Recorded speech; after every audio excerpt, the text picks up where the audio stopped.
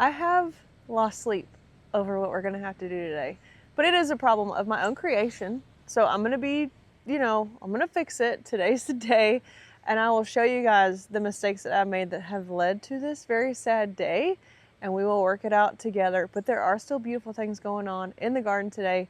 I'm still so proud of these little seedling dahlias and everything else that's doing so well. I wanna give you an update on the dahlias, and I want to give you an update on those Veronica that we planted a couple weeks ago that were like really sick. They're doing so good. They have slowed down substantially, my little dahlias, as it got really hot there in August. And obviously they have some bug issues going on. As usual, I'm not real worried about it, but there are still some really beautiful things to look at in this area. I've been so happy with these this year. All those sunset colors. That's really been the vibe of a lot of this area recently. So beautiful. Back on task. Let's look at the Veronica. Not sure if y'all remember what they looked like when I planted them. I had gotten them on clearance and they were looking pretty rough. I don't know how close of a shot I can get of these little flowers of how Veronica blooms.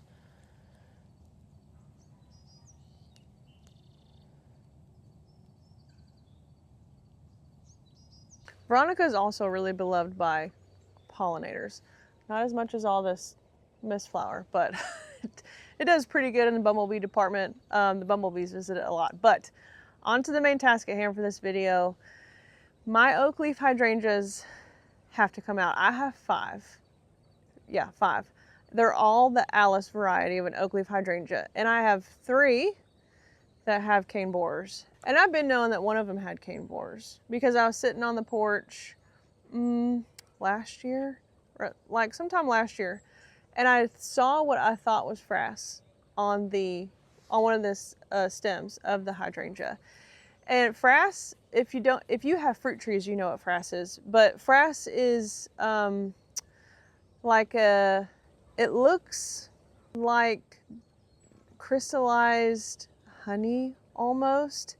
It's like a sticky, nasty stuff that is a sign that your plant might have insects inside the tissue of the tree. It's really common on peach trees. You get these insects that go inside and they push out frass. I thought that I saw frass and I was like, I don't know what could be inside an oakleaf hydrangea that would create frass. It wasn't frass. It was actually like sawdust. Because I was seeing the cane borer in action. It was tunneling down into the cane and it was pushing the sawdust back out as it was boring. And the only way, I'm gonna show y'all how to address a hydrangea cane borer. But at the time, I thought that I had resolved it. I didn't resolve it fully. All 3 of my hydrangeas that are on the front of the house are riddled with borers. They have to come out so that I can try to save their silly little selves. We're gonna put different things in their place, but I'll talk to you more about cane borers here in just a second. But let me show you the plants in question. All right, here's number 1. And as you can see, we have a fairly sick plant indeed here. It'll be immediately obvious to you, even if you don't have oakleaf hydrangeas, that something is not right. And I thought it was just stressed out because the dogs had dug out its root ball real bad a couple months ago. And I thought it was just stressed out from that. But as more canes started to show signs of curling, changing color, drying up, falling off, no matter how much extra water I'd give it, it couldn't seem to bounce back. And then one of the main indicators to tell you whether your hydrangea has cane borers or not is if you look at a cane that you've cut. Here we go. This doesn't have it yet because I was trying to doctor it. But if you look at a cane that you had cut for whatever reason, because you had to or because you didn't know how to properly prune it, it will have a hole in the exact center of the cane, like a perfect hole. And that is going to be where the borer has entered and is slowly killing the hydrangea from the inside out. This one has it real bad also. you can tell this is like one of the classic signs right here. The way this looks up here at the top, we shouldn't be seeing this curling, yellowing, browning, frying type of stuff on new growth of the hydrangea. And you can see down here, I was trying to decide how far in the borer had gone, and I was going along and sealing it as I was cutting, and I was just realizing that as I was cutting, look here, y'all see that? As I was cutting, I was just finding more and more holes where the borers were inside the plant. I was just getting to the point where I was cutting and cutting and cutting, and it was going to be a stump anyway. And I don't really, like, I'm going to save them, but I don't really want to look at a stumpy hydrangea. Some of their best attributes that I like hydrangeas for is the fall color, which I'm not going to get if I cut them all the way down to the stump, and the spring bloom. And the sick ones bloomed so well this spring. It was their best spring ever, which is why I'm so disappointed, because if you have a healthy oakleaf hydrangea, there is nothing like the spring bloom.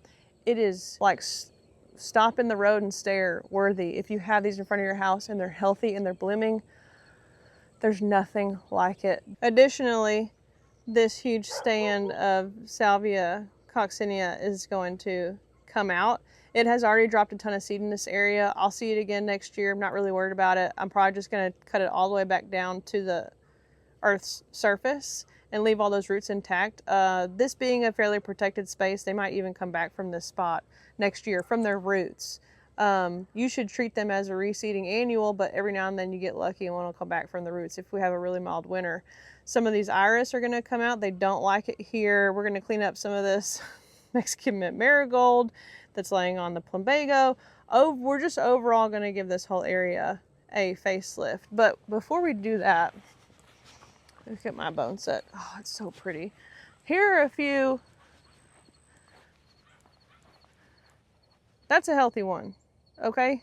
That's a healthy one. There's nothing wrong with this. You can see how different that new growth looks, right? I'm gonna set y'all up and get after it, and I'll pause along the way to show you the solution that I'm gonna be putting the roots in as I work over here, because I'm not gonna work in this bed very long after I get the hydrangeas out. I don't want them to be outside of soil for very long, because it's gonna make them, it makes it harder on them. The longer that they stay out of the soil once they get popped out, the more freaked out they're gonna be and they could die. And if you're wondering why I'm doing this right now instead of waiting until they're dormant and have dropped their leaves, I have a good reason for that. No, Okie. Okie thinks everything that I throw out of the flower bed is for him to fetch. I have a good reason for doing it now. And that is because I know that in order to be supportive of all of the insects that live in my garden, I can't be disturbing their space too close to wintertime when they need to be able to have shelter from the cold temperatures. So when I'm doing this today and I'm breaking up and clearing a really well-established flower bed, I know that I'm disturbing countless spiders, egg sacs, nests, all kinds of things. And I don't like to do that. Once I have a flower bed established and it has its own little ecosystem going, I don't like to get in there and disrupt things. I don't like to go in there and clean up. I don't really like to, I'll pull weeds and stuff and do whatever pruning and maintenance needs to be done. But I don't want to go in there and mess with their little system that they have, all the lizards and the snakes and the frogs. It'd be like if someone came in your house and shook it up and tore part of it down and threw your bed in the trash and then like moved all your food and, right before wintertime. That wouldn't be cool. I'm doing it right now even though it is gonna be a little bit harder on the hydrangeas because it's still pretty warm out, I'm doing it right now because I want the things that live in this flower bed to be able to reestablish and get rehunkered down before it gets cold. And it's only September. I am wrecking their space, but they'll have plenty of time to get all resituated before we actually start to see cold weather here in 8B in December. Speaking of, isn't that beautiful? Can y'all see that? Gorgeous. Okay, the tools for the next part of the job are sealer and some loppers.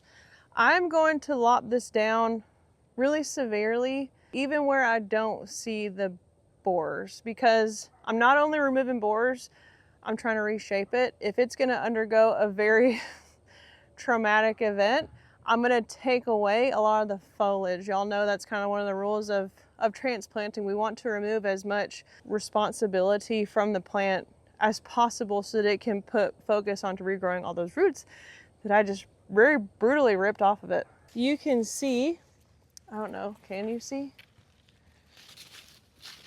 I'll show it to you after we've taken some off here. I was gonna show you where the borers went in, but I'm really just gonna try to take everything down. That's an example of a clean stem.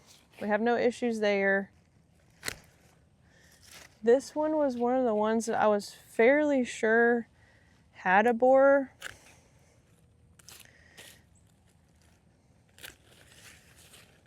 Yeah. Okay. Can you see that? That's a borer, and that's why it looks like that. But we're just gonna take all of our stems down until we see absolutely no holes. This is what I mean. This is honestly what I feel bad messing up his house. Take it out. It comes on a little paintbrush like that. And I'm gonna paint the top.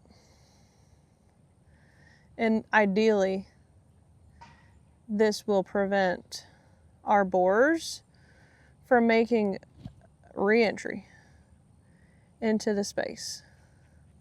Hopefully, you know, as new growth begins, this plant will be able to recover. And as I'm digging my other hydrangeas, I'm gonna put it in the water and with a little Super Thrive. If you don't have this, that's good stuff. It's basically like a little vitamin kelp treatment. Helps reduce transplant shock, and we're gonna let it sit in this solution while we dig the other hydrangeas. And Super Thrive's been around for a really long time. It's really popular for a reason, but that's what the bottle looks like. You can get it at Walmart. I'm gonna dig these other hydrangeas. I'm gonna do the same thing to them. There's no point in y'all watching because it's just repetitive. And I will meet y'all back after they've all been dug and cut and sealed. Okay, let me show you the plants that we are gonna put back in this space, and I will show you all the work that I just got done doing up front because it's pretty much ready to go. It's ready to be planted in. Look at these beautiful plants. This is what we're gonna start with. This is a purple pillar, Althea. Look at that katydid on there. They're doing some work on this, and a moth. Oh well. This is a purple pillar. Let me get here so I can show you the tag. It's a zone 5 through 9, and it grows in a very slim column type shape, right? It can get 16 feet tall, but it's only supposed to get 3 feet wide. And the reason I'm gonna try the purple pillar here is because I have an Althea that's growing in part shade. It's like, honestly, it's being an understory plant to the hackberry. It flowers all summer long as it has enough water. As long as it has enough water, it flowers all summer. It does really well because it gets nailed by afternoon sun for a couple hours in the evening in the summertime. That is going to be the same type of light condition for this pillar, and I think it'll do really well. We're in kind of a tight space there, but I do want some vertical interest, so I think that'll be a good choice. And then the other two things I have are some Kaleidoscope Abelias, which I think will handle that kind of sun condition pretty good. I don't know, we'll see. And then Fragrant Mistflower. Fragrant Mistflower is a very highly adaptable shrub. Obviously, it's a native, but it's very adaptable to both differing light conditions and differing type water conditions. It's a very, very versatile plant. Here's our Abelia. Honestly, smelling absolutely fantastic. There it is. What zones are these? Oh, it's a zone 6. Cool. Sun or shade, drought tolerant, fall color, beautiful blooms, smells fantastic. It smells very rose-like to me, honestly. And then here's our mistflowers. I only brought 2 of them over. I have quite a few more than that because I propagate these like crazy. I like to always have some on hand. So I propagate those and have several that are in different stages of propagation. But these are the ones that we're going to take over there and see what we can make happen. Speaking of, look at this hibiscus. These blooms only last for a day, so I wanted to show y'all this. Isn't that just jaw-dropping? This is a hardy hibiscus, and it took a really bad hit because it fell out of the water. This stays in water all the time. It's a swamp mallow. Here's the tag.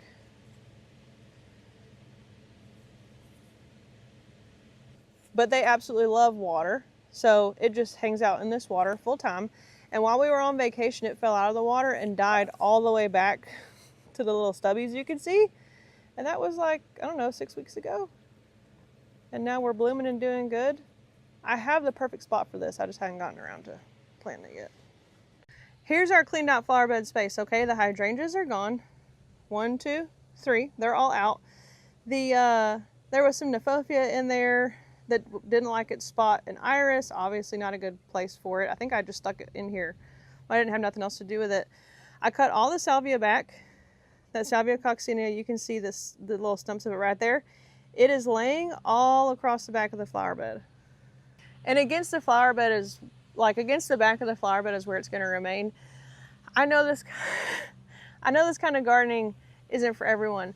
I like aesthetically pleasing gardening, but I like bugs and turtles and toads and frogs and birds and butterflies and bees. I could go on and on. I like all those things better.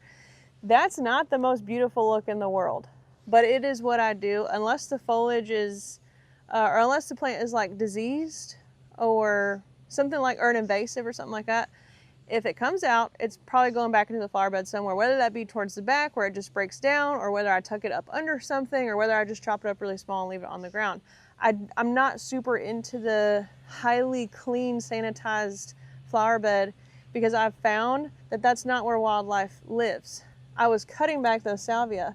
They're full of spiders of all different kinds of sizes. I even found a bullfrog in there. Scared me. I love frogs, but I just didn't know he was there. He blended in so good. It's full of spiders. I want this flower bed, which did have its own little ecosystem going, to be able to reestablish as soon as possible. And by taking all the spiders and bugs and stuff away to a different location, or even like the trash, I don't know why you'd do that, but I know some people do. And that, if that's what you want to do, that's fine. I'm just telling you it's not necessary. They can stay in here. They're good. Those are all good things that are attached to those plants. So if I just let it break down and go away, in 6 months, you'll never even know that stuff was there.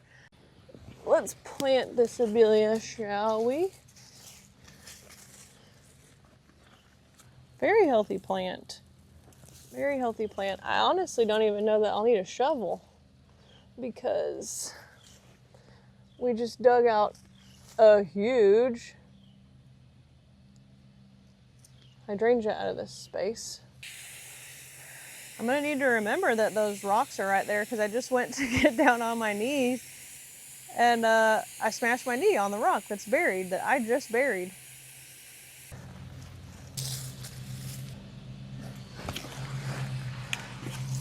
Whoa, very healthy looking plant. I got these Abelia and the pillar.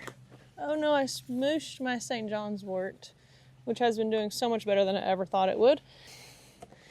I got all these plants at Green Life Nursery in Waco, which I have really enjoyed shopping at. The people are really nice and helpful. Their plants are very healthy and well taken care of. I really like shopping at that spot.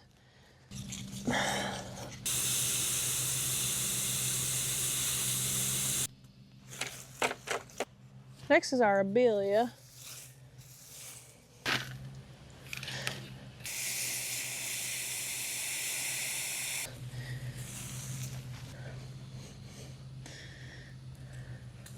I actually think there might be 3 propagations in the same container. Whoops. Oh well. Must have been feeling lazy that day, I guess. Before we get to the really tedious journey of mulching that space, but I will, and I'll show y'all what it looks like after I mulch it. Everything always looks better with mulch. We need to place these roots. I'm thinking I'm gonna have to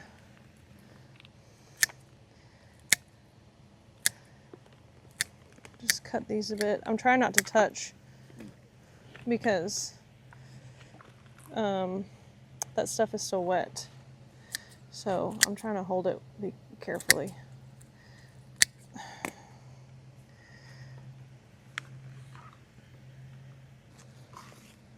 Hopefully y'all can see that, what I'm doing. Make a bit of a volcano. And then plop him right on top of it. Because, you know, these roots are making a bit of an upside down, like an umbrella shape, right? It can be kind of difficult to make sure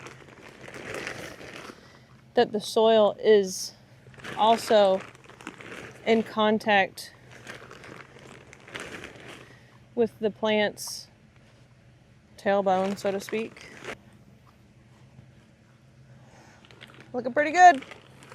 We got high hopes for you, Mr. Hydrangea. I am gonna mulch that space, and I will show y'all what it looks like afterward, because right now it looks kind of homely without mulch. So let me handle that. Okay, the mulch is done. Art thou ready to see the final product? Because I'm ready. Thine is ready. I don't know if that's right. Thine is ready to be done with this project. I still have to pot up the other 2 hydrangeas I dug up, and I've been out here for like, I don't know, 2.5 hours at this point probably. So it's time to wrap it up. We got, oh, by the way, this is an Althea that's growing in part shade that I was telling y'all about. It's flowering real good. So I have the same hopes for the pillar. The more I look at it, the less upset I am about what we had to do, and the more open it looks. And I kind of am digging that. I kind of like it. There's one of our Abelias with all the rocks around it so the dogs can't dig. There's a little plumbago that popped up, a Caryopteris that was there. That's the St. John's wort. That's been there. That's a sad beautyberry. I don't know why it's doing that. It'll be fine. It'll do better next year. There's our pillar. Looking good. I did decide to pop one more mistflower right there. Kaleidoscope Abelia, Fragrant Mistflower. And then all of our plumbago that's slightly cleaned up. Our Mexican mint marigold. I didn't want to go too heavy on that. Sorry, someone's mowing. Hopefully y'all can't hear that. I don't want to go too heavy on that because it's about to bloom. And I really like seeing these yellow blooms. It is absolutely beautiful when it blooms. So we left that as is. But here's the overall look. And I think that this time next year, this will be really filled in with, so I'll come in with some other stuff right here. But for now, you know, the bones are in place. Here's one more look at this beautiful foliage and flowers. That's gonna do it for now. I still gotta clean up my hydrangeas that I dug up. I still have to put 2 in pots, which is gonna be kind of time intensive, and I'm not even sure I have enough soil to do that. We'll see, fingers crossed. I feel a lot better about that project now that it's done. And I think that's it for this video. But I think in the next video, I'll like to film how to start your new flower beds now in the fall. things that you, like a brand new flower bed that you want to cut for planting for establishment next fall, you can plant things in it now. But there are some things that you can do this season to prepare it for success for next season. Fall is a really good time to start a new flower bed. So if y'all want to see stuff like that, let me know. I'm actually starting a new one right over there. You can kind of see the edge of it. We can talk about that. But anyway, I'll see y'all next time. Thank you for watching.